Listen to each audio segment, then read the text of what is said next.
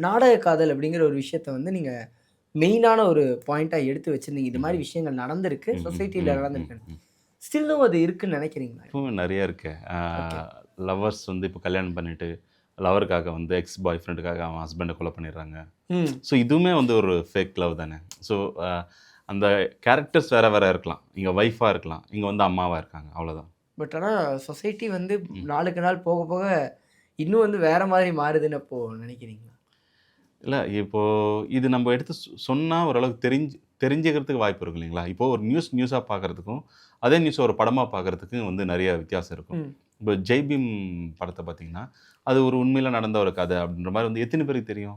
யாருக்குமே தெரியாது. ஆனா அந்த படமா பார்க்கும்போது உண்மையில அது ஃபீல் பண்ணாங்க. வலி இப்ப இருந்தது. அதுலருந்து என்ன ஆகுதுன்னா, அதுலருந்து என்ன தெரிய வருதுன்னா, இது இந்த மாரி கூட பாதிக்கப்படுற இருக்காங்க, ஆளுங்க இருக்காங்க. அப்படின்றது வந்து ஒரு சாஃப்ட் கார்னர் வரும் அவங்க மேல. ஸோ அதே மாரி தான் இங்கேயும் வந்து. இப்போ அந்த ஃபேக்கா லவ் பண்ணி ஏமாத்துறன்றது வந்து உண்மையிலேயே வந்து அது எந்த அளவுக்கு ஒரு குடும்பத்த பாதிக்கும்.